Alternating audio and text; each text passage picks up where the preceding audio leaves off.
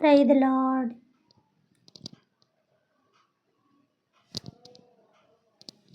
ప్రియమైన దేవుని బిడ్డలారా, దైవ సేవకులారా, నా Facebook, YouTube, WhatsApp friends and మీ అందరికీ కూడా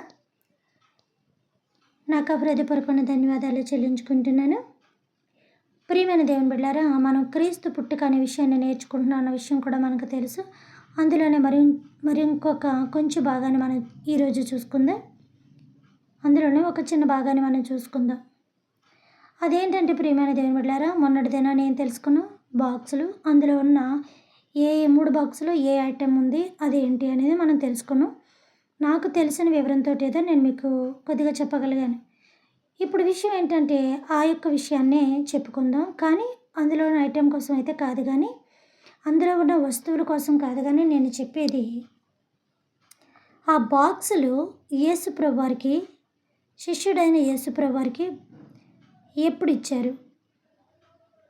అసలు ఇది ఒక ప్రశ్నేనా? ఇది ఒక జవాబా? దీనికోసం అంత టైం హెచ్చించడం అవసరమా? ఇంకా క్రీస్తు పుట్టుకంటే అన్నీ తెలుసు కదా, అందరికీ తెలుసు కదా అని మీరు అనుకోవచ్చు.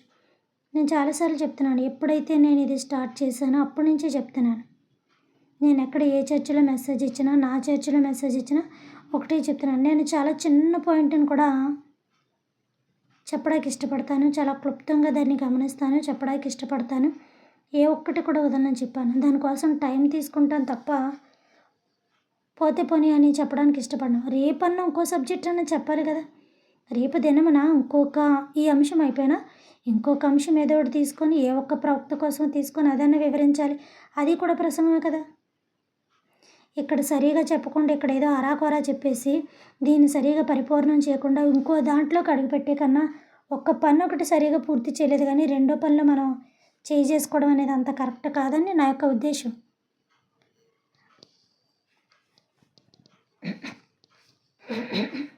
కాబట్టి ప్రియమైన దేవుని బిడ్డలారా, ఇప్పుడు ఆ యొక్క విషయాన్ని అయితే మనం మాట్లాడుకుందాం. ఎవరు వినినా వినకపోయినా, ఎవరికి నచ్చినా నచ్చకపోయినా చెప్పడం అంటూ మొదలుపెట్టాను కాబట్టి నేను ఖచ్చితంగా చెప్తాను. ప్రియమైన దేవుని బిడ్డలారా, యేసు ప్రభువారు పుట్టిన వెంటనే బాక్సులు పట్టుకెళ్ళి ఇచ్చేసినట్టుగా చెప్తూ ఉంటారు. యేసు ప్రభువారు పుట్టిన వెంటనే ఆ బాక్సులు అక్కడ ఇచ్చేసినట్టుగా చిన్న చిన్న పిల్లల చేత డ్రామాలు వేయిస్తూ ఉంటారు. ఏదో ఆయన ఈ తెలిసిన వీధుల్లో పుట్టాడు, ఆ పక్క వీధులు ఈ పక్క వీధులు వచ్చి పలకరించి ఏదో పుట్టినరోజుకి పిల్లల మీద అక్షింతలు వేసి ప్రేయర్ పెట్టుకొని దీవెనలు ఇచ్చి వెళ్ళిపోతారు చూసారా. ఆ టైప్లో క్రియేట్ చేసి చాలామంది చెప్పడం విన్నాను. ఒక్కళ్ళు కాదు, ఇద్దరు కాదు, చెప్తున్నాను కదా. నా పసితనం దాని నుంచి ఇప్పుడు దాకా నేను వింటూనే ఉన్నాను. విషయం చెప్పాలంటే మొన్నటి దాకా కూడా వింటూనే ఉన్నాను. కాబట్టి ప్రియమైన దేవుని బిడ్డలారా, విషయం ఏంటంటే కొంచెం వివరాల్లోకి మనం లోతుగా వెళ్తే కనుక యేసు ప్రభువారికి ఆ బాక్సులు 2 సంవత్సరాల తర్వాత ఇచ్చారు. అంటే 2 సంవత్సరాలకి కొంచెం లోపే, 2 సంవత్సరాలు ఇంకా పూర్తి అవ్వలేదు, అవుతున్నా అంటే 1.5 దాటింది. 1.5 దాటి 2 ఇయర్స్లోకి అడుగు పెడుతున్నారు. 1.5 రన్ అవుతుందన్నమాట. 1.5 సంవత్సరాలు రన్ అవుతుంది. అంటే 1.5 సంవత్సరాలు పరిపూర్ణంగా అయిపోయింది. 2కి దగ్గరగా ఉన్నారనమాట. అంటే పూర్తిగా వేసుకుంటే 2 సంవత్సరాలు. నెలలు కూడా చాలా దగ్గరలోనే ఉన్నాయి. 2 సంవత్సరాలకి నెలల దగ్గరలో ఉన్నాయి. ఈ బాక్సులు ఎప్పుడు పట్టుకెళ్ళి ఇచ్చారంటే వాళ్ళు 2 సంవత్సరాల తర్వాత ఇచ్చారు.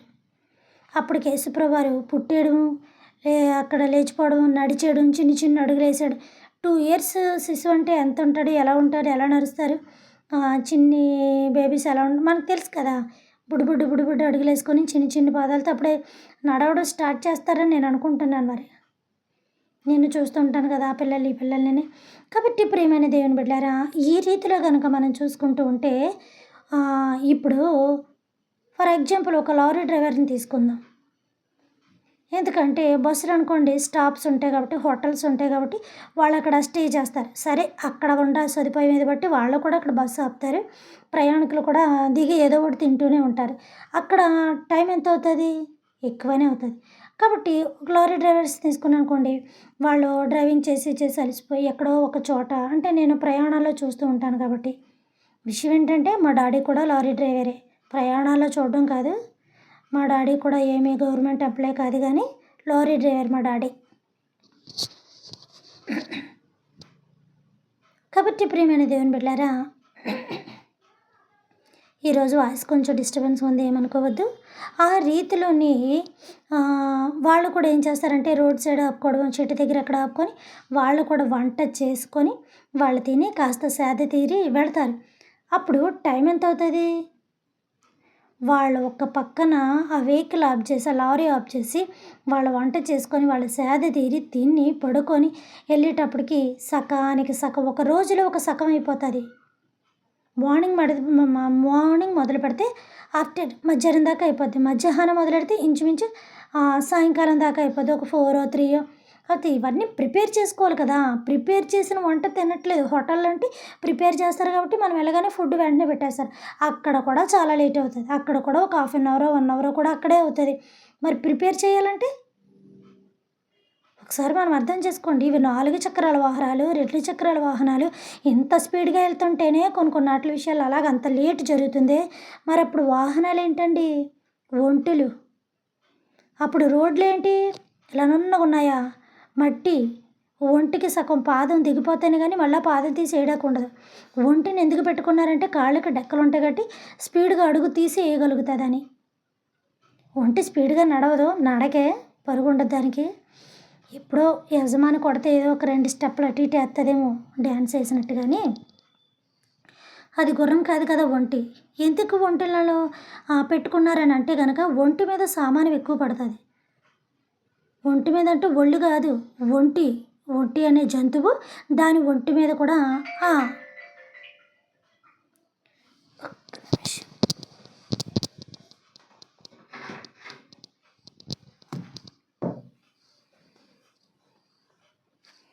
కాబట్టి ప్రియమైన దేవుని బిడ్డలారా, గాడిదను గుర్తు చేసుకోండి. గాడిద ఒక జంతువు. ఎందుకంటే దానికి ఒంటి అని పేరు లేదు కాబట్టి ఇది కొంచెం మనకు క్లియర్గా అర్థమవుతుంది. అది ఒంటి అంటే ఒళ్ళు అనుకుంటున్నారు. ఒంటి ప్లస్ ఒళ్ళు. అలాగే గాడిద ఒంటి మీద కూడా ఏం వేస్తారు? చాలా బరువు వేస్తారు. అలాగే వీళ్ళు కూడా ఒంటి మీద వాళ్ళు బరువు వేసుకొని వెళ్ళారు. ఏ బరువు? ఎప్పటికి వెళ్తామో తెలియదు, ఎక్కడికి వెళ్తామో తెలియదు. మనం టూర్ వెళ్ళినప్పుడు ఏం చేస్తాం? తల ఆయిల్ కాడ నుంచి కింద చెప్పులు పాదాల దాకా టాప్ టు బాటమ్ అంతా పెట్టేస్తూ ఉంటాం. ఆ డ్రెస్సులు కానీ, మెటీరియల్ కానీ, ఇంకా ఎవరికైనా ఏమైనా పట్టుకెళ్ళాలంటే అవన్నీ. అలాగే వీళ్ళు కూడా వీళ్ళకి కావలసిన సామాగ్రి అంతా సర్దుకొని యేసుప్రభు వారికి కావాల్సిన ఒక్కొక్క మనిషి ఒక్కొక్క బాక్స్ పెట్టుకొని ఎవరు ఏ ఐటమ్ అనుకున్నారో అది పెట్టుకొని బంగారమే కానీ, సాంబ్రాణి కానీ, బొడమ కానీ ఎవరు ఇవ్వాల్సింది వస్తువు వాళ్ళ దాంట్లో భద్రపరచుకొని వీళ్ళకి కావాల్సినవి పెట్టుకొని ఆ ఒంట్ల మీద తాయితీగా బయలుదేరారు. మరి అప్పటికి ఏమున్నాయి? హోటల్స్ ఉన్నాయా? వాళ్ళే కదా ఎక్కడన్నా సదుపాయాలు లేని చోట చేసుకోవాలి. ఒకవేళ ఊళ్ళోకి వస్తే పూటకూళ్ళు పెద్దమ్మని ఉంటా ఉండేవారు. పూటకూళ్ళోళ్ళు వంట చేసి పెడుతూ ఉండేవారు. కొంచెం బాగా ఉంటే వాళ్ళే అది తెచ్చుకోవడానికి అక్కడ ఏమన్నా ఆని ఉంటే అక్కడ గృహాల్లో పడుకుంటూ ఉండేవారు, విడిది వెళ్ళేలాగా. మరి వాళ్ళ కాలకృత్యాలు చూసుకోవాలి. తర్వాత వాళ్ళు చక్కగా ప్రిపేర్ అయ్యి వెళ్ళాలి. చక్కగా వంటలు చేయించుకోవాలి. చక్కగా వాళ్ళకి కావాల్సినవి చేయించుకొని మళ్ళీ కాసేపు ఏదో మంచి చెడు మాట్లాడుకొని మళ్ళీ తర్వాత పడుకొని లేచి రాత్రులు అయితే ప్రయాణం జరగదు. ఈ డ్రైవర్సే వెళ్ళడానికి ఇబ్బంది పడుతుంటారు నైట్. సాఫ్ట్ రోడ్లు కాబట్టి, చక్రాలు కాబట్టి, పెట్రోల్ కాబట్టి, డబుల్ డ్రైవర్స్ కాబట్టి టక వెళ్ళిపోతూ ఉంటారు. మరి వీళ్ళకి నైట్ ప్రయాణమే లేదు. వీళ్ళు చేయాల్సిన ప్రయాణం అంతా డేయే. ఏమైనా స్ట్రీట్ లైట్లు ఉన్నాయి అక్కడ? కొంచెం విలేజ్లోకి వెళ్తేనే మనకి స్ట్రీట్ లైట్లు కనిపించవు. ఈ ఏజెన్సీ వెళ్తే అసలే కనిపించవు. అలాంటి చోట్ల ఎప్పుడైనా కూడా పగలే ప్రయాణం జరుగుతుంది. ఎందుకంటే పగల పెద్ద లైట్ వస్తుంది కాబట్టి సూర్యుడు జ్యోతి పగటి నీళ్ళటకు పెద్ద జ్యోతిని, రాత్రి నీళ్ళటకు చిన్న జ్యోతిని ఇచ్చాడు అన్నాడు. పగటిపూట ఈ జ్యోతి లేకపోతే సృష్టి ఆగిపోయినట్టు ఉంటుంది. కాబట్టి ప్రియమైన దేవుని బిడ్డలారా, ఈ యొక్క రీతిలో కనుక మనం చూసుకుంటే ఎప్పటికి వెళ్ళి ఉంటారంటారు? ఇప్పుడు మనం అంచనా వేసుకుందాం. ఒక్క 2 వీధులు, ఒక 3 వీధులు మనం నడిచి సరదాగా అలా వాక్ చేసామనుకోండి. ఏంటది ఈవినింగో మార్నింగో వాక్ చేసుకుంటూ వెళ్ళామనుకోండి, ఎంత టైం పడుతుంది? అట్లీస్ట్ ఎత్తలేదన్నా ఒక 1 అవర్. 1 అవర్ ఏంటి, ఒక 1 అవర్ అవ్వచ్చు. అంటే అదే పనిగా ఎక్కడ ఆగకుండా వెళ్ళి వచ్చేస్తే వాకింగ్ చేసిన వాళ్ళు తెలుస్తుంది కదా. కూర్చొని కబుర్లు ఆడుకొని పేపర్లు చదువుకొని ఆ గ్రౌండ్లోకి వెళ్తే ఇంకెవరో రారు. ఎక్కువ మంది ఫ్రెండ్స్ ఉంటూ ఉంటారేమో, వాళ్ళతో వెళితే అదొక ఇదొక ఏదేదో టైం అవుతుంటుంది. మరి వీళ్ళు కూడా ఫ్రెండ్స్గానే బయలుదేరారు కదా. నైట్ అయితే ప్రయాణం లేదంటే డే అండ్ నైట్ కలిపితే ఒక రోజు కాబట్టి ఒక రోజులో సగం తీసేద్దాం. 6 గంటల నుంచి ఉదయం 6 గంటల దాకా తీసేద్దాం. వీళ్ళు జరగాల్సిన ప్రయాణం మార్నింగే చేసుకుందాం. ఈ మార్నింగ్‌లో వీళ్ళ టిఫిన్స్, వీళ్ళ మార్నింగ్‌లో వీళ్ళ భోజనాలు, వీళ్ళ మార్నింగ్‌లో వీళ్ళ మంచి చెడు అన్నీ చూసుకుంటే ఏదో కొన్ని గంటలు మాత్రమే వీళ్ళ ప్రయాణం చేసి ఎళ్లారు. అంటే ఈ కొన్ని గంటల ప్రయాణాన్నే మనం లెక్కేయాలి. పోనీ నేను కాదు, మీరు లెక్కేయండి. అది కరెక్టా కాదా అనేది విషయం మీకు తెలుసు కదా! పోనీ గుర్రమా కొంచెం స్పీడ్‌గా వెళ్ళిపోవడానికి, టకటక వెళ్ళిపోవడానికి సామాగ్రి ఉంది. అవన్నీ కూడా పడిపోతుంటాయి. గుర్రం పరుగు మొదలెట్టిందంటే ములిగామా, తేలామా అన్నట్టు ఉంటది అంతే. ఒంటి మీద కూర్చుంటే ఒంటి అనే జంతువు మీద ఒంటి మీద కూర్చొని వెళ్తే జీవితం తెల్లారిపోతుంది. అలాగా ఇక్కడ వీళ్ళు కూడా దానికి కావాల్సిన బరువు ఇవన్నీ వేసుకొని అప్పుడు ప్రయాణమై వెళ్ళారు. ఎప్పుడు వెళ్ళారు తెలుసా? 2 సంవత్సరాల తర్వాత. అదే ఒక 1½ అవుతుంది, 2 అవుతుందనమాట. 2 అంటే రాత్రి 2, మధ్యాహ్నం 2, టైం 2 కాదు. వాళ్ళు వెళ్ళిన సంవత్సరాలు 2 సంవత్సరాలు. 1½ అయితే క్లియరెన్స్. ఒక 2 సంవత్సరాలు అయితే కొంచెం తక్కువ. కాబట్టి వీళ్ళని రాజు పిలిచి అడిగినప్పుడు, వీళ్ళు చేసినప్పుడు కూడా వీళ్ళు నన్ను అవమానపరిచారు, వీళ్ళు నాకు చెప్పలేదు, వీళ్ళు ఇది చేశారు, వీళ్ళు దొంగదారిన వెళ్ళిపోయారు, తిరిగి వస్తానని ఈ యొక్క జ్ఞానులు రాలేదు, నన్ను అవమానపరిచారు వీళ్ళని చెప్పి బహు ఆగ్రహము రాజు తెచ్చుకొని, ఇదిగో రామాలో ఏ మగ పిల్లోడు ఉన్నా, రామాలో ఏ మగ శిశువు ఉన్నప్పటికీ కూడా 2 సంవత్సరాల లోపు అంటే ఏం చేశాడు? ఏళ్ళు ఎప్పుడైతే ఇక్కడ అడుగు పెట్టారో అక్కడి నుంచి మొదలుకొని అక్కడ వెళ్ళిన సమయం దాకా, ఇప్పుడు ఇక్కడి నుంచి బయలుదేరి బంట్రోతులు వెళ్ళి అక్కడ చంపేదాకా కూడా ఎన్ని సమయం పడుతుందో కరెక్ట్గా లెక్కేసేసారు. కరెక్ట్గా లెక్కేసి కాలగమనం అంతా కూడా లెక్కేసి, కాలంతో పాటు రోజులు, సంవత్సరాలు కూడా లెక్కేసి ఇదిగో 1½ అయితే క్లియర్ అయిపోయింది. 2 ఇయర్స్‌కి వస్తుంది. ఇక అరకొర చూసుకోవడం ఎందుకు? మళ్ళీ అక్కడ వదిలేయండి, ఇక్కడ వదిలేయండి అందం ఎందుకు? ఆ పక్కల చుట్టుపక్కల ఉన్న ఊర్లు గానీ, సరిసరి ప్రాంతాలు గానీ ఎక్కడైనా సరే ఒక మగ శిశువు అనేవాడు కనబడితే 2 సంవత్సరాల లోపు అంటే కొంచెం కిందకే. అంటే ఇతను ఇంకా ఒక 2 నెలలు ఎక్కువ వేశాడని మనం అనుకోవాలి. అంటే యేసుప్రభు వారికి ఖచ్చితంగా 1½ దాటిపోయింది.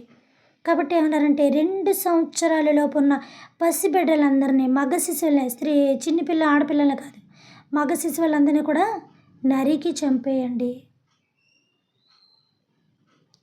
ఇంక రాజు ఆర్డర్ పాస్ చేసాక ఆగుతుందా?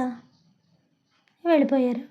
2 సంవత్సరాల లోపున్న మగపిల్లలందరినీ నరికి మానవత్వం లేకుండా చంపేశారు. ఇక రాజు ఆర్డర్ పాస్ చేస్తే పసిపిల్లోడు లేదు, ఏ పిల్లోడు లేదు.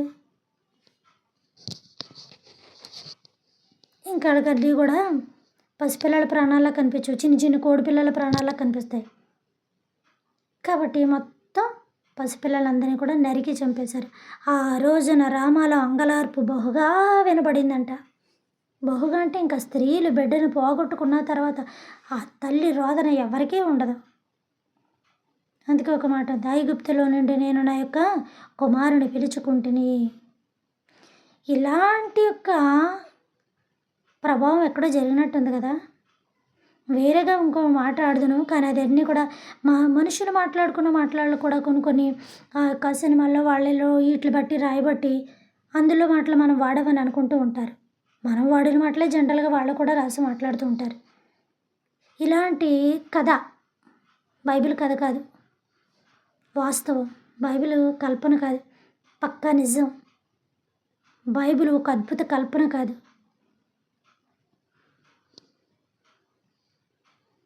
ఇక దానికోసం ఎంత చెప్పుకున్నా తక్కువే. అద్భుతమైన నిజ సత్య దేవుడు రాసిన యొక్క ప్రభావం, దేవుడి ప్రభావం అందులో ఉంది కాబట్టి ఇంతలా ప్రబలించుకుంటూ పోతుంది బైబిల్. కాబట్టి ప్రియమైన దేవుని బిడ్డలారా, 2 సంవత్సరాల పిల్లలందరినీ కూడా నరికి చంపేశారు. ఏ టైంలో జరిగింది ఇది? పాత నిబంధనలో గుర్తొచ్చేసి ఉంటుంది. మోషే టైంలో యాజ్ ఇట్ ఈజ్ జరిగింది. యాజ్ ఇట్ ఈజ్ ఏ మనిషినైతే చంపమని ఆర్డర్ పంపించాడో, ఏ రాజు అయితే పంపించాడో పక్కలో భలే ఉంటారు తెలుసా, ఆ రాజు ఇంట్లో ఆ కూతురు చేతికి ఇచ్చాడు మోషేని. ఏం ఎరగని మళ్ళీ ఎల్లిపోయేలాగా తల్లిని పని మనిషికి ఎట్టాడు, అక్కన ఆడుకొని పిల్లగా ఎట్టాడు. ఎక్కడి నుంచి మరణ శాసనం పుట్టుకొచ్చిందో ఆ ఇంట్లోనే తీసుకెళ్ళి దాశారు. ఎవరు పట్టుకోగలరండి ఇంకా అంత చిత్రంగా? దేవుడి క్రియేటింగే చాలా గొప్పతనమే. దేవుడే చాలా గొప్పవాడు. ఇంకా ఆయన చేసిన పనుల్లో ఇంకెంత గొప్పతనం ఉందంటే ఇదిగో ఇలా దాచబడి ఉంది. ఆయన గొప్పవాడని చెప్పుకోవడం కూడా చాలా తక్కువే. కాబట్టి ప్రియమైన దేవుని బిడ్డారా అక్కడే పెట్టాడు. సేమ్ మోషే టైం అందుకే అన్నాడు, మోషే లాంటి ఒక ప్రవక్త మీ కొండక మానడు అని నూతన నిబంధన హెబ్రీలో ఉంటుంది. మోషే లాంటి ఒక ప్రవక్త మీ మధ్య ఉండకపోడు అని. ఆ మోషే లాంటి ప్రవక్తే యేసుక్రీస్తు ప్రభువారు అని కూడా అక్కడ హెబ్రీలో మనకి రాయబడి ఉంటుంది. సేమ్ యాజ్ ఇట్ ఈజ్ అలాగే జరిగింది. ఇక్కడ 2 సంవత్సరాలు, అక్కడే 2 సంవత్సరాలు, ఇక్కడ శిశువే, అక్కడ శిశువే. అందుకన్నాడు మోషే ఎలాంటి ప్రవక్త యేసు ప్రభువారు కూడా అలాంటి ఒక ప్రవక్తే. మోషే ఎలాంటి ప్రవక్త మీకు రానున్న తరానికి ఉండకపోడు. నిజంగా చదువుతుంటే అద్భుతం, అదృష్టం, ఆనందం, సంతోషం అంతా బైబిల్లోనుంది. ఎందుకు అంత ఆనందం, ఎందుకు అంత సంతోషం, ఎందుకంత ఒక ఉత్సాహం, ఎందుకు ఏదో ఒక మనిషి మనకి కావాల్సిన మనిషి వచ్చినట్టుగా ఒక ₹1,00,00,000 ఇచ్చినంత ఆనందం ఉండదేమో కానీ ఆ యొక్క అనుభూతి వేరుగా ఉంటుంది. ఎందుకో తెలుసా? స్వయాన నువ్వు బైబిల్తో మాట్లాడతలేదు, దేవుడితోటే మాట్లాడుతున్నావు, దేవునితోటే సాంగత్యం చేస్తున్నావు, దేవునితోటే మమేకమై ఉన్నావు, దేవునితోటే కలిసిపోయి ఉన్నావు నువ్వు. కాబట్టి నీ హృదయంలో అంత ఆనందం, అంత సంతోషం, అంత ఉజ్జీవం ఉంటుంది. బైబిల్తో మాట్లాడితే ఆనందం, సంతోషం ఎక్కడ వస్తుందండి? ఆయన మనిషి కాడా? మనిషి కాకపోతే కాళ్ళు చేతులు ఉండకూడదు కదా? మనిషి కాకపోతే ఆయన నడవకూడదు కదా? మనిషి కాకపోతే ఆయనకి కూడా కాళ్ళు ఎందుకున్నాయి? ఒళ్ళు ఎందుకున్నాయి? ఆయన కూడా మనిషే. ఆది యందు వాక్యం ఉండెను, వాక్యము దేవుడయ్యుండు. ఆది యందు వాక్యం ఉండెను, వాక్యము దేవుని యొద్ద ఉండెను, వాక్యము దేవుడై ఉండెను. వాక్యము అంటే ఒక పదము. పదాలలో ఏముంటాయి? అక్షరాలు. చాలాసార్లు చెప్పాను. ఆ అక్షరాలు కలిపి ఒక శబ్దం ఇస్తే ఒక వాక్యము. చాలాసార్లు చెప్పాను. దేవుడై ఉన్నాడు, వాక్యమై ఉన్నాడు. దేవుడై ఉన్నాడు, అక్షరమై ఉన్నాడు. అందుకే ఏ రూపంలోనూ నేను లేను, వాక్యములోనే నేను దేవుడినై దాగి ఉన్నాను అని దేవుడు చెప్తున్నాడు.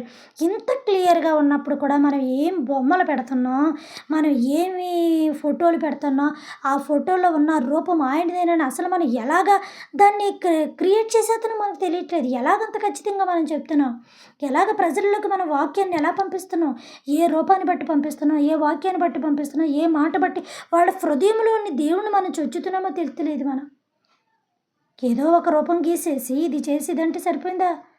ఆ రోజుల్లో ఉండాల్సిన ఐటమ్స్ లేవు కాబట్టి మనిషి యొక్క ఆకారం అలాగ ఉంటుంది. ఈ రోజుల్లో ఉండాల్సిన ఐటమ్స్ ఫర్ ఎగ్జాంపుల్ కటింగ్ అప్పుడు ఏమీ లేవు, ఇలాగే ఉంటాయి. ఆ రోజుల కాలాలు, ఆ రోజుల స్టైల్ గుర్తు చేసుకోండి. ఈ రోజుల కాలాలు, ఈ రోజుల స్టైల్ గుర్తు చేసుకోండి. నువ్వు చూసావా దేవుడు ఆ రూపం గీయడానికి? నీకు కనిపించాడా దేవుడు ఆ రూపం గీయడానికి? ఆ రూపం చూసి నువ్వు పడుకుంటావు కాబట్టి ఆ రూపం నీ తలంపులోకి, నీ కళ్ళలోకి వచ్చి నీ హృదయంలోకి వచ్చేస్తా. తెల్లారితే దేవుడు నా కళ్ళలోకి వచ్చేసాడంట. నువ్వు ఏ పిచ్చి పెంట చూసి పడుకున్న ఆ పెంట కూడా నీ కళ్ళలోకే వస్తుంది. ఎందుకంటే అది నీ మైండ్లో ఎప్పుడైతే కళ్ళతో చూసావో బ్రెయిన్లోకి ఎక్కేస్తుంది అది. నేను పెద్ద డాక్టర్ని కదా, నాకు అసలు అలాంటి సైకాలజీ మైండ్ ఏమీ లేదు, ఏమీ తెలియదు కూడా. జనరల్గా నేను చూస్తాను కాబట్టి నాకు అలాంటివి వస్తుంటాయి కాబట్టి చెప్తున్నాను. సైకాలజీ మైండ్లో మనం ఏం థియాలజీలు, ఆయాలజీలు చదవలేదు. ఒకవేళ ఎవరైనా చదివిన వాళ్ళు ఉన్నారేమో, నేను అలాంటి శూన్యం, ఏమీ చదవలేదు. చదివినంత మాత్రాన్ని ఇవన్నీ తెలియాలని లేదు కదా. ఒక్కసారి జరుగుతున్నదని మనం క్లియర్గా గమనిస్తే అర్థమైపోతుంది. మొత్తం మ్యాటర్ మన మైండ్లోకి వచ్చేది. ఒక్కటి చిన్న కదిపామా మొత్తం వచ్చేస్తుంది. చూడండి, చిన్నపిల్లలు సరదాగా ప్యాకులతో ఇల్లు కడతా ఉంటారు. కింద దాన్ని అలా అంటే చాలు, ఆ ప్యాకులతోటి ఎన్ని కడతా అన్నీ కూడా టపటపా కూలిపోతాయి. ఒక రాళ్ళు కొట్టేసి కింద ఉన్న ఒక రాయిని లాగితే చాలు, రాళ్ళన్నీ జారిపోతూ ఉంటాయి. ఒక బట్టల లైన్లో ఒకటి పెట్టి ఒక బట్ట లాగితే చాలు, అలా టపటపటపట అన్నీ పడిపోతూ ఉంటాయి. ఏది మనం పర్టికులర్గా చెప్పాలి? మన ముందు జరుగుతున్నది గమనిస్తే చాలు. నీకు ఆ ఫోటో చూసినప్పుడు ఆనందం కలిగిందో లేదో తెలియదు కానీ బైబిల్లో ఎక్కడన్నా ఒక చిన్న లైన్, ఒక 2 లైన్లు చదువుకొని వెళ్ళు, నిజంగా దేవుడు నీతోటి వచ్చేస్తాడు. వద్దు నాయనా, ఇంట్లో బైబిల్లో కూర్చొని ఆయన నువ్వు ఎందుకు బైబిల్ తెరిచావు, నన్ను ఎందుకు పిలిచావు, పద అని నీతో వచ్చేస్తాడు ఆయన. అలాంటి అనుభవం సంపాదించాలి. కాబట్టి ప్రియమైన దేవుని బిడ్డలారా, బైబిల్ ఎక్కువ చదవాలి.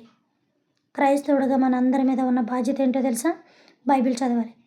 దైవజనులే చదవాలి, వాళ్ళే మీకు బోధించాలి, అలాంటి సిస్టమ్ ఏమీ లేదు. టీచరే చదవాలనుకుంటే ఇప్పుడు చదువుకునే స్కూల్ పిల్లలు ఎవరు ఉండరు. లెక్చరరే చదువుకోవాలనుకుంటే కాలేజీ పిల్లలు ఎవరు ఉండరు. ఒక లాయరే చదువుకోవాలని అనుకుంటే లాయర్స్ రెడీ అవ్వరు. ఒక డాక్టరే చదవాలనుకుంటే డాక్టర్స్ రెడీ అవ్వరు.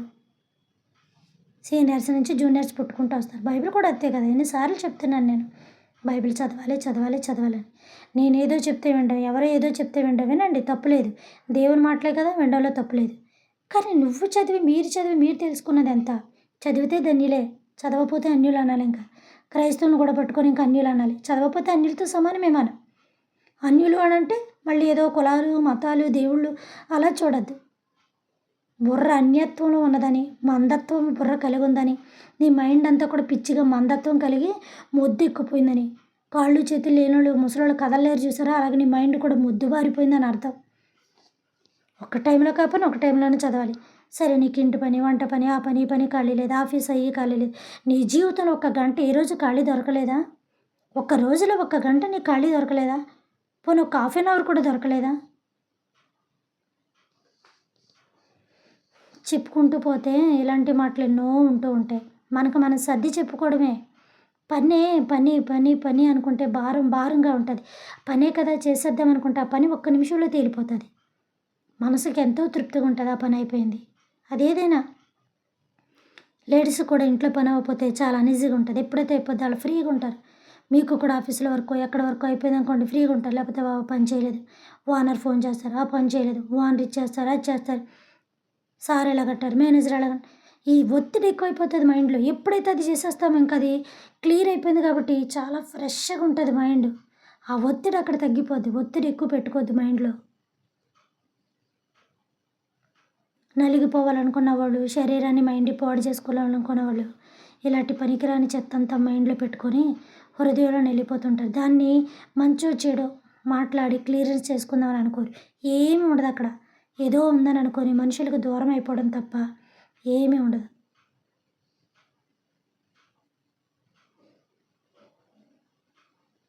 కట్టి ప్రియమైన దేవుని బిడ్డలారా, నేను చెప్పేది ఏంటంటే బైబిల్ చదవండి. చాలా చివరి దినాల్లో ఉన్నాం. సరే, వాక్యాన్ని చదువుతున్నాను వినండి. మనకు ఇప్పుడు ఇక్కడ నిర్ధారణ తేలాల్సింది ఏంటంటే వాక్యమే.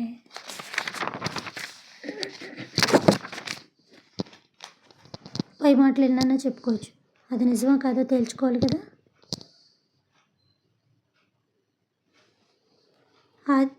మత్తయి సువార్త 2వ అధ్యాయము 15వ వచనం చదువుతున్నాను చూడండి. అప్పుడు అతడు లేచి రాత్రివేళ తన శిశువుని తోడుకొని ఐగుప్తునకు వెళ్ళెను. ఐగుప్తులో నుండి నా కుమారుని పిలిచి తిని. చూసారా, ఐగుప్తు నుండి నా కుమారుని పిలిచి తిని అని ప్రవక్త ద్వారా ప్రభు సెలవిచ్చిన మాట నెరవేరబడినట్లు హేరోదు మరణము వరకు అక్కడ ఉండెను. చూడండి, ఆ జ్ఞానులు తాను అపహసించిరని, అంటే వెటకారం చేశారని. జ్ఞానులు రాజుని వెటకరించారట. ఆ జ్ఞానులు తాను అపహసించిరని హేరోదు గ్రహించి, అంటే ఆలోచించి బహు ఆగ్రహం తెచ్చుకొని, ఒక రాజుని ఎటకరిస్తే ఎవరైనా ఊరుకుంటారటి? వాతలు పెట్టడానికి దొరకలేదు, ఎందుకంటే దేవుడు తప్పించేశాడు. బహు ఆగ్రహము తెచ్చుకొని తాను జ్ఞానుల వలన వివరముగా తెలుసుకొని. చూసారా, జ్ఞానులు తాను జ్ఞానుల వల్ల వివరముగా తెలుసుకొని. చూడండి, కాలమును బట్టి బెత్లెహేములోను దాని సకల ప్రాంతంలోను 2 సంవత్సరముల వయస్సు కలిగిన మొదలుకొని తక్కువ వయస్సు గల మగపిల్లలనందరినీ వధించెను. మళ్ళీ చదువుతున్నాను. బహు ఆగ్రహము తెచ్చుకొని తాను జ్ఞానుల వలన వివరముగా తెలుసుకొనిన కాలమును బట్టి బెత్లెహేములోను దాని సకల ప్రాంతంలోని 2 సంవత్సరములు మొదలుకొని తక్కువ వయస్సు గల మగపిల్లలనందరినీ కూడా వధించెను. అందువలన రామాలో అంగలార్పు వినబడెను, ఏడుపును మహారోదనయు కలిగెను.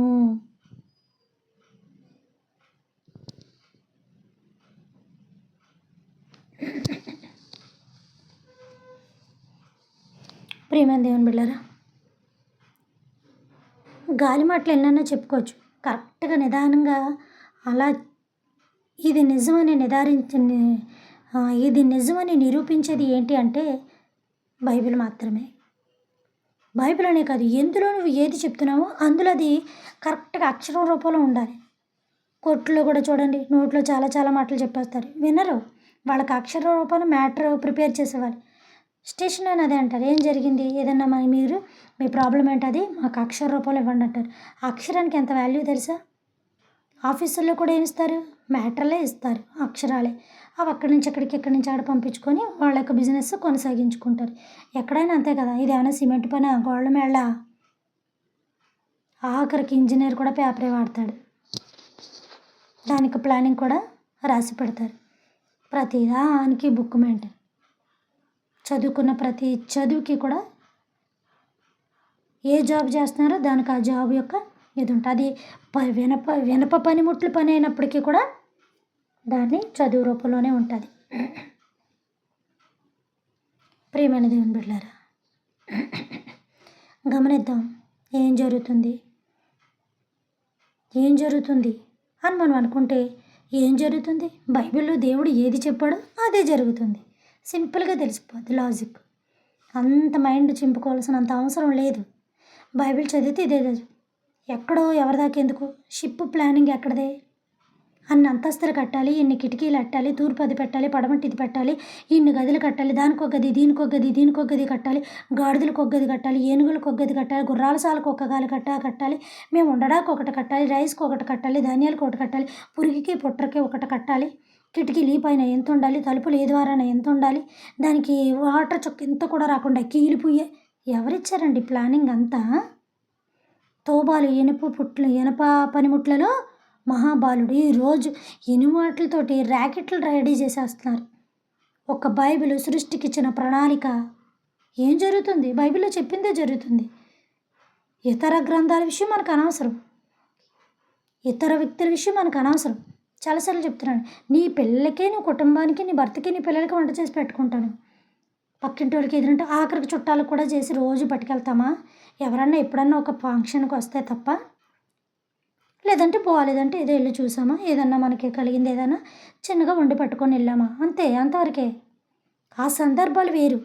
రోజు డైలీ నీకు నీ కుటుంబానికి వండుకుంటూ ఉంటావు కాబట్టి మన విషయం మనకు కావాలి, నీ కుటుంబం విషయమే నీకు కావాలి. నువ్వు ఉద్యోగం చేస్తుంది నీ భార్య బిడ్డలు పెంచడానికి, పక్కింటోళ్ళు ఎదురింటోళ్ళు కుటుంబాలు పెంచడానికి కాదు. అలాగే మన దేవుడు మనకేం చెప్పాడు, మన బైబిల్ మనకేం చెప్పింది, బైబిల్ ద్వారా దేవుడు మనకి ఏం బోధిస్తున్నాడు, ఇప్పుడు బైబిల్లో ఉన్న సృష్టిలో ఉన్నాయా లేవని పక్కాగా మనం నిరూపించుకున్నాం లేదా? యెరూషలేము అని బైబిల్లో ఉంది, యెరూషలేము బైబిల్ అక్కడ ఉందా లేదా? యెరూషలేము కట్టడాలను ఉన్నాయి, అక్కడ ఉందా లేదా? ఈ యెరూషలేము దేవాలయం ఉంది, అక్కడ ఉందా లేదా? అదే నిర్ధారణ. అవన్నీ కూడా శిథిలాలు అయిపోయినప్పటికీ కూడా అక్కడ గవర్నమెంట్ ఏది కూడా పాడు చేయకుండా దాన్ని ఇంకా బాగా డెవలప్ చేసి ప్రజలకి టూరిస్టులో పెట్టి వచ్చి చూడడానికి ఉంది. యోర్దాన్ అని ఉంది, యోర్దాన్ నది ఉందా లేదా అక్కడ? అదొక కల్పన, అదొక కథ, అదొక స్టోరీయా? ఇది ఏమైనా సినిమాయా? లేనిపోని అన్ని పెట్టి రాసేసి ఒక లేని దాన్ని క్రియేట్ చేసి తీయడానికి, ఒక అద్భుత కల్పన చూపించడానికి? పక్కాగా బైబిల్లో ఏముందో భూమండలం మీద సృష్టిలో అదే జరుగుతుంది, అది నేను పక్కాగా చెప్పగలను. ఏ గొడవ వచ్చినా పర్వాలేదు, ఏ కాంట్రవర్షన్ వచ్చినా పర్వాలేదు. కాదా? మన దేవుడు మనమే గెలిపించలేనప్పుడు ఇంకెందుకండి? వ్యర్థమైన వాటికి గొడవ పెట్టుకోవద్దు, పనికిరాని వాటికి గొడవ పెట్టుకోవద్దు. గొడవలు అనేవి మనకు అనవసరం. దేవుడు సమాధానంగా వెళ్ళమని చెప్పాడు. ఒకవేళ పరిస్థితి బాగోపోతే నీ ఇంట బయట అప్పుడు మన విషయాలు మనం గెలిపించుకోవడానికి ఫైట్ చేయడానికి తప్పదు. ఏం జరుగుతుంది? బైబిల్లో ఏది ఉందో సృష్టిలో అదే జరుగుతుంది. ఒక్కసారి మీరు చదివితే అద్భుతం ఏంటో కనబడుతుంది. అప్పటికి ఎలాంటి షిప్పులు ఉన్నాయా? ఏంటో, ఏం చదువుతున్నామో మనం, దేవుణ్ణి ఎక్కడ పెట్టామో, దేవుణ్ణి ఎలా చూస్తున్నామో కూడా తెలియట్లేదు. దేని యొక్క స్పీడ్ దానికి ఉంటుంది. జంతు స్పీడ్ జంతుది, చక్రాల స్పీడ్ చక్రాలది. కాబట్టి వాళ్ళు అక్కడికి వెళ్ళేటప్పటికి 2 సంవత్సరాలు పడుతుందో లేదో ఒకసారి మీరు గమనించుకోండి. వెళ్ళిన దాన్ని బట్టి, చూసిన దాన్ని బట్టి 1.5 సంవత్సరాలకి అక్కడికి వాళ్ళు వెళ్ళారు. అప్పుడు ఇచ్చారు ఈ బాక్సులు. అప్పటికి యేసుప్రభు బుడ్డు అడుగులు వేసేస్తూనే ఉండుంటాడు. యేసుప్రభు అనేది అక్కడ ఏ శిశువు ఉన్నా, చిన్న పాప అయినా బాబు అయినా కూడా నడుస్తూనే ఉంటారు తప్పుడు అడుగులు వేసుకొని. అప్పుడు ఇచ్చారు వీళ్ళు. ఎలా చెప్తారు తెలుసా? ఇప్పుడు పుట్టాడు, ఇప్పుడు ఇచ్చేసాడు. ఆయన మా వీధిలోనే పుట్టాడు. మా ఇంటి పక్కన ఇంట్లోనే పుట్టాడు. బారసాల చేశారు, ఆసాల చేశారు. అక్షింతలేసి వచ్చాము. ఇంట్లో చిన్న ప్రేయర్ చేసి వచ్చాము అన్నట్టుగా చెప్పేస్తుంటారు. అంత అలా క్రియేట్ చేసి చెప్పడానికి అసలు ఎలా చెప్తున్నా మనకు అర్థం కావట్లేదు. ఇక్కడ ఎంత క్లియర్‌గా ఇవ్వబడితే, ఎంత క్లియరెన్స్ ఇక్కడ ఉంటే అసలు మనం ఎలా సృష్టించేతనం ఒక మాట పెట్టకూడదని, ఒక మాట తీయకూడదని అంటే అన్ని మాటలు ఎలా కల్పించేసి చెప్పేస్తున్నామర్రా మనం. రేపు పొద్దున్న వాళ్ళు చదువుతారేమో, వాళ్ళ దగ్గర మనం దొరికిపోతామన్న కనీసపాటి వాళ్ళు మనల్ని నిలదీస్తారన్న భయమన్నా ఉందా? అంటే విన్నవాళ్ళు నిలదీయక ఇలాగుందేమో. అంటే ఇక్కడ చెప్తున్నవాళ్ళు గొప్పవాళ్ళని కాదు సుమా. అందరూ యాజ్ ఇట్ ఈజ్ ఒకటే దేవుని యొక్క విషయంలో. నేను చెప్తుంది ఏంటంటే మమ్మల్ని విమర్శించడం కాదు. మీరు ఏం చదువుతున్నారని చూడండి. దైవజనులు మీకు చెప్పట్లేదా బైబిల్ చదవండమ్మా, ప్రార్థన చేయండమ్మా అని చెప్పట్లేదా? ఒకవేళ అలా చెప్పకపోయినా నీ ఇంట్లో నీ కుటుంబ ప్రార్థన నీకు ఉండాలి. సాయంకాలం అయినప్పుడు సాయంకాలం నీ ఇల్లంతా గువ్వల గూడికి చేరినట్టుగా మీ ఇంట్లో మనుషులందరూ ఇల్లు చేరిపోగానే పడుకొని ముందు చక్కగా దేవుని చిన్న ఆరాధన చేసి పడుకోలేవా? చిన్న ప్రార్థన చేసి పడుకోలేవా? ఉదయకాలను సజీవులుగా లేపు ప్రభాని పడుకోలేవా? అప్పుడు పిల్లల చేత మీరు ఒక బైబిల్ లైన్ చదివించలేరా? బుక్కులు చదివిస్తారు, ట్యూషన్‌కి పంపిస్తారు. ఆ బైబిల్ కూడా ఒక సబ్జెక్ట్ అనుకోని ఎందుకు పిల్లల చేత చదివించట్లేదు? అందుకే పిల్లలకి కాస్త భయాలు, భక్తులు పోతున్నాయి. పిల్లలకి దేవుడి మీద ఇది పోతున్నది. ఏదో ఎళ్ళి స్టైల్‌గా ఎళ్ళామా, స్టైల్‌గా కూర్చున్నామా, ఆ వారానికి ఎలాంటి డ్రెస్ ఎయ్యాలి, ఎలాంటి మేకప్ చేయాలి, హెయిర్ స్టైల్ ఎలాగుండాలని పిల్లలు ఆట్లి మీద పెడుతున్న ఆలోచన బైబిల్ చదివాము, దైవజనులు ఏదన్నా అడిగితే బాను కూర్చున్న ఇలాంటివి ఆలోచనలే లేవు. మనం చెప్పేదాన్ని బట్టే మన పిల్లలు కూడా ఉంటారు. గొప్పవాడు రోజు బిర్యానీ తినగలుగుతాడు. పేదవాడు కనీసం ఒక పెరుగన్నమన్నా తినగలుగుతాడో లేదో తెలీదు. ఎందుకంటే ఎవరి యొక్క ఆర్థిక పరిస్థితులు వాళ్ళయి. ఆ రీతిగానే మనం బిడ్డలకు మనం ఏది నేర్పించుకుంటే అదే వస్తుంది. మొక్క ఉంచలేనిది మోనే ఉంచలేదని. ఎక్కడ చూసినా ఇవి వినడమే సరిపోతుంది. ఇంకెన్ని తరాలు వింటాం, ఎన్ని రోజులు వింటాం. మీ పసితరం నుంచి ఇప్పుడు దాకా వింటానే ఉన్నాను నేను ఇలాగా. ఆహా! 1.5 సంవత్సరాలు దాటికి పట్టుకెళ్లారా? ఎప్పుడొచ్చింది ఆ జ్ఞానం? నేను చదువుకున్నాక. నేనైతే ఇప్పుడు ఎక్కడ వినలేదు. నేను చదువుకున్నాక వచ్చింది జ్ఞానం. అంటే తప్పు ఎవరు చేశారు? నేను చేశాను. మూర్ఖత్వం ఎవరు వహించారు? నాకు నేను వహించుకున్నాను. గర్వంగా ఎవరున్నారు? బైబిల్ చదవకుండా గర్వంగా నాకు నేనున్నాను. బోధలు మాత్రం చేసి బల్లలు మాత్రం పగలగొట్టేతుంటాను. ఆళ్ళు కొనిమ్మనాలి అప్పుడు తెలుస్తది. ఇంకే బల్ల బదలగొట్టను.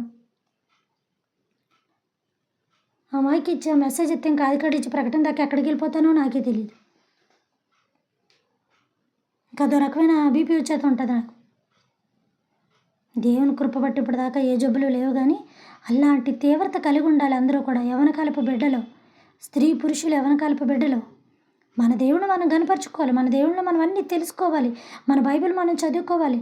మీరు రేపొద్దున్న చెప్పడానికి దేవుని విషయంలో తర్పీదై ఉండాలి. 1.5 సంవత్సరాల తర్వాత పట్టుకెళ్లారు ఈ బాక్సులు. అప్పుడిచ్చారు ఈ బాక్సులు. ఎంత క్లియర్‌గా ఉంది కదా! ఇక్కడ చదివితే అక్కడ మోషే గుర్తొచ్చేయాలి. అంటే ఏంటి? అక్కడ మోషే కోసం ఆల్రెడీ నువ్వు చదివుంటే ఇక్కడ ఇది గుర్తుకొచ్చేసింది నాకు. ఎందుకొచ్చింది? ఆల్రెడీ నేను చదివున్నాను గట్ట ఒక టైంలో.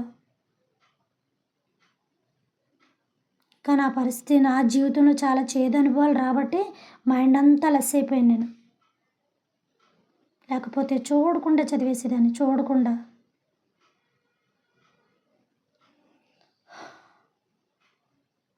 సరే ప్రియనందే మిగతా విషయాలు రేపు మాట్లాడుకుందాం. పరలోకమందున్న మా తండ్రి, మీ నామము పరిశుద్ధపరచబడునుగాక, మీ రాజ్యం వచ్చునుగాక, మీ చిత్తము పరలోకమందున నెరవేరినట్లు భూమి యందును నెరవేరునుగాక. మనదైన ఆహారాన్ని మాకు దయచేయమయ్యా. మా యొక్క బోనస్సుల అపరాధం మేము క్షమించిన ప్రకారము మా అపరాధాలు మీరు క్షమించండి తండ్రి. మమ్మల్ని శోధన నుంచి కాకడం తప్పించుము నాయనా. రాజ్యము, శక్తి, మహిమ నిరంతరం మీరే ఉన్నారు తండ్రి. ఆమేన్. దేవుడు మనందరినీ దీవించి ఆశీర్వదించునుగాక. Good night.